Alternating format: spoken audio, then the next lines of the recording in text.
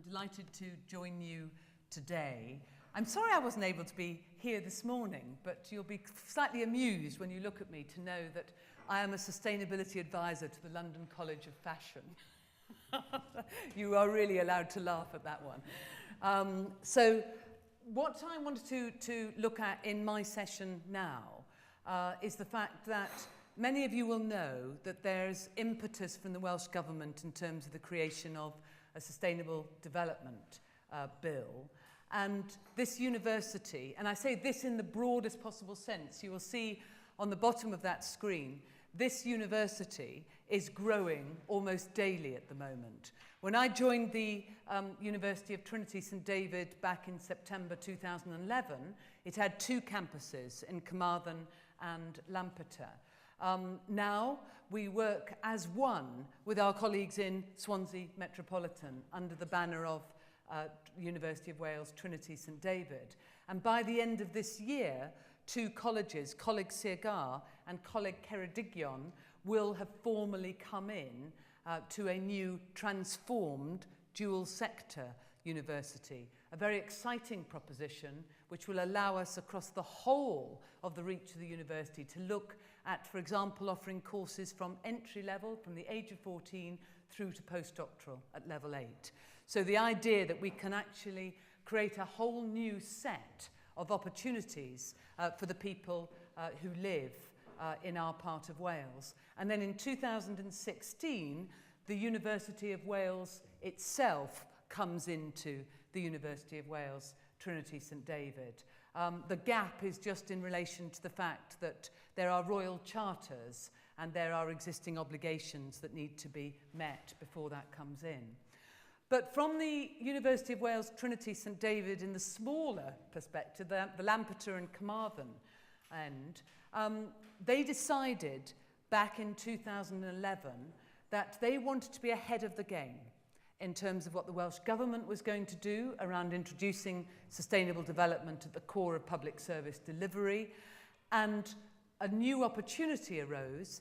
The Higher Education Academy, which works across the whole of the UK, introduced a new programme called the Green Academy and invited universities across the UK to participate. And it was a competitive process. 8 universities were successful, of which Trinity St David was one, but so was Bristol, so was Nottingham, so was Southampton. So it wasn't a particular kind of university, a range of universities across the UK participated. And I only mention it here when I know that there are lots of people here who aren't from the university sector, because the learning from the Green Academy is on its website. So case studies about how you take a sustainability principle and embed it in different kinds of institutions. There are a set of case studies from the first Green Academy on the Higher Education Academy's website, and the second Green Academy, of which the London College of Fashion is part, among another 12 universities this time, has already commenced. So the impetus to put sustainability at the heart of the new university came about from those perspectives. It's probably also useful, although you may well have had this already, to say that the Welsh Government, but actually and the UN, use the Brundtland definition of sustainable development, and it's clearly there in red in the centre of the screen. Below that are 2 sub-clauses that many people don't see. And the sub-clauses are related to social justice and poverty, the overriding needs of the world's poor. And then at the bottom, the idea of limitations imposed by the state of technology and social organisation on the environment's ability to meet present and future needs. So what the Welsh Government is proposing in Wales is, in a sense, that kind of intervention. You know, will the Welsh Government in this case, and we don't know quite where this is going, what it will look like, will it, in a sense, put legislation in place that actually impacts on the environment's ability to meet present and future needs in a positive way? Just to update you on where the UN is, this was the Global Sustainability Panel of last year. Sustainable development, about seeing the whole picture. about ensuring our actions today are consistent with where we want to go tomorrow.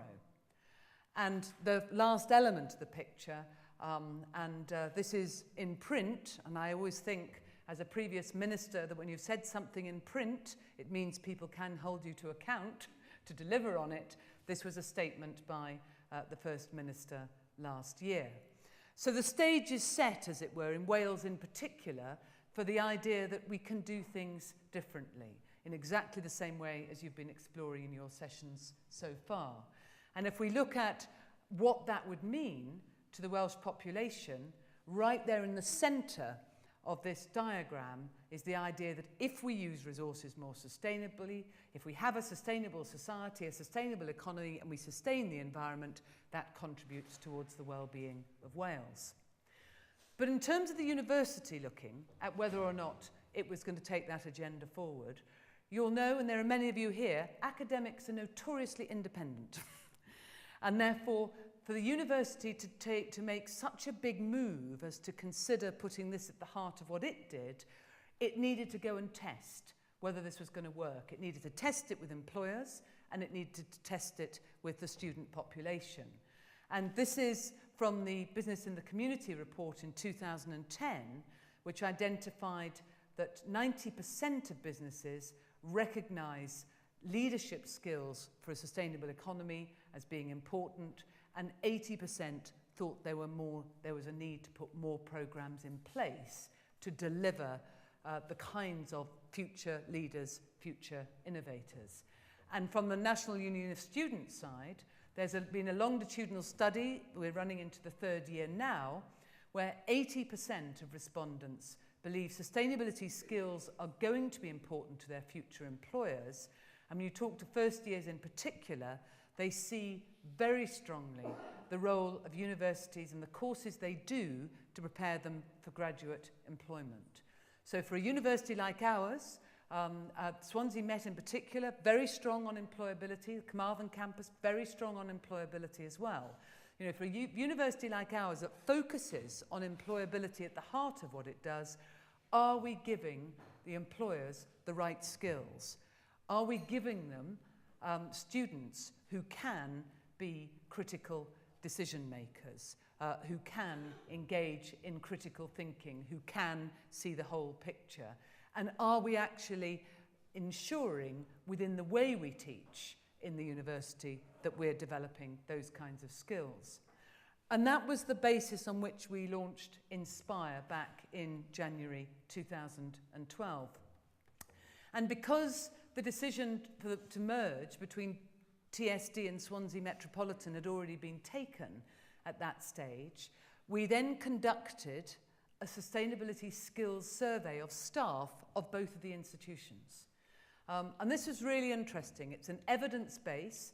The same survey is currently being undertaken by Aberystwyth University, by Bristol University, by Southampton University, and a number of others are queuing up at the moment to do it. And our two colleges, which are coming into the university, are having the survey adapted for them. But the survey actually looks at who are the champions and who wants to play a key role in this agenda.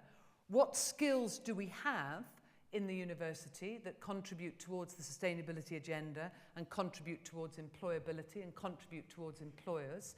What capacity building we need to do as an institution? What kind of new curricular opportunities, new research opportunities, new interdisciplinary opportunities, new business opportunities are being created as a result of who we have? And also making sure that staff themselves engage positively in taking this agenda forward. So it's given us both quantitative and qualitative data about using resources to best effect, using our people resources to best effect. 87% of respondents saw opportunities for the university to become more sustainable, and 76% of respondents were interested in sustainability. I think that's something about where we live. We get a lot of people in Swansea, in Lampeter and in Carmarthen, and who live in these areas who are very interested in sustainable futures. But this is, you won't be able to see the slide from here, but these slides will be made available. But this is if you look at all the curriculum entry points, which you might see, you see that on accountability and ethics, on leadership and managing change, on corporate social responsibility and cultural diversity and equality, health and well-being, social justice, Trinity St David, i.e. Carmarthen and Lampeter, as it was then, had some very strong curricular roles. And when we looked at where the staff thought that the university could do a lot more, they thought that what we could develop was a sustainable rural communities cluster based on all the inputs, both from Swansea Metropolitan and all the existing faculties in Trinity St David. And particular to look at research, knowledge and innovation into sustainable rural communities that benefited communities within the region. This is an area we've started working on, but was not an area we were doing historically. So the skills survey identified we had the people, we had the needs identified from the communities and local authorities, and we were not matching those needs effectively together. In Swansea Met, we saw a different set of particular skills. Very strong on accountability and ethics, corporate social responsibility, business, a whole area over on environment, responses to climate change, wastewater, energy, pollution, social justice, health and well-being, globalisation of trade. It's very good complement to what's going on in Trinity St David for the two to work together. And here, a whole set of new opportunities. Energy and Environment Technology Programme, Sustainable Manufacturing Programme, and of course the Institute for Sustainable Design is advocating that message all the time. Whether or not we introduced a One Planet Management Research and Curriculum Cluster, how we look at environment and mental health, what we can do. There are huge opportunities in the School of Built and Natural Environment in renewable energy, waste, environmental psychology, biodiversity, and in fact there's a whole set of marine opportunities, not least around tidal and opportunities in the Swansea Bay and elsewhere. So as a university, we took a systemic approach. We looked at our governance and made a set of changes around strategic commitments. We looked at our teaching, learning and research, building on the skills survey. We looked at, and to be honest, how poor we were in Trinity St David, and still poor in the context of our campus and recycling. We have a number of historic buildings that are a challenge. We have a number of porta cabins that are equally a challenge. But if we want to give out a strong message about putting this at the heart of what we do, there are subliminal messages to students every time they walk in and out of a building that is not fit for purpose. So we're very looking at this very, very hard at the moment. How we engage with other organisations, employers, bodies and others, and what kind of leadership we can demonstrate as a university on this agenda. And what this has meant is that we have introduced new faculty sustainability plans, new discipline-specific approaches, but excitingly, in terms of employers, a new Trinity St David Plus Student Employability Award. This will be run across the university from September, and within 4 years, the Vice-Chancellor wants to see 100% of students engaging with it at some point. And so that will mean that all students, both formally and informally, have experience of sustainability in what they do. And we revised our graduate attributes so that we can focus on active citizenship and creative problem solving, both of which enable people to think creatively, holistically and systemically and make critical judgments on issues. I was at a meeting of the Sustainable Development Research Network for the UK yesterday evening, and one of the researchers was saying the trouble with governments is they want tomorrow's decisions to be made yesterday. And I can absolutely identify with that. Since as a minister, you're always up against what needs to be done, how you're going to respond to something when you don't have the space in terms of making tomorrow's decisions. And then somebody responded by saying, the trouble with academics is they make tomorrow's decisions tomorrow. And what we need, in a sense, is to look at how we can breed a generation that will understand what tomorrow's decisions will need to be today. And that's about introducing sustainability across what we do. So the journey has now taken us to a point that in the last few weeks, and you're probably the first public group to see this message, we now have new strategic values for the whole university. And that whole university includes Coleg Segar and Coleg Ceredigion. So operating on 13 sites, the whole university's message is about collaboration and strategic partnerships, is about promoting inclusivity, employability, creativity, education for sustainability, but hard-edged, the identifying risk, leadership, resources, technology and societal action, something which is very strong in the eco-design and the Institute for Sustainable Design agenda. Very much celebrating who we are and where we are in Wales, and very much celebrating the idea that we are creating global citizens, because our work is our world is increasingly both global and local at the same time. So we've identified very strong competitive advantage when we look at sustainable development and we look at what other universities are doing. We're in a space in a systemic way that almost every university in the UK is trying to claim in some way for some parts of their delivery. But if you just look at issues around the performance of the green economy, you may well have had this already, but we know that the green economy is performing at 5% at the moment against the ordinary economy, which is bumping along the bottom, and there's plenty of evidence in that way.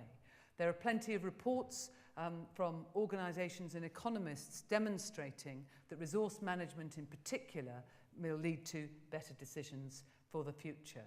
So we're looking at how we give our staff, our students, and the people who live in our regions the edge by that engagement between employer, community and university for the future. And there, the financial savings made by better environmental practices has to be at the heart of what is done. And the work of RAP over the years has been very strong on that agenda. This is a slide that actually refers to the work of the Institute, but I thought that in looking at both economic returns and benefiting the environment and communities involved, answering that question that Tyra put to us when we were all invited to come here today, does it pay to be green? It does, but we also have to be very clear about what being green means. And I am interpreting it in its broader sense that we are being responsible stewards for the future, both in population terms, in social justice terms, in community terms, and in environmental terms. And I'm delighted that we had external recognition from The Guardian for our systemic approach to this at the awards this year. And what that does is help us continue to embed in ways that I hope will pay real dividends in the kind of work that you're all engaged in. Thank you very much.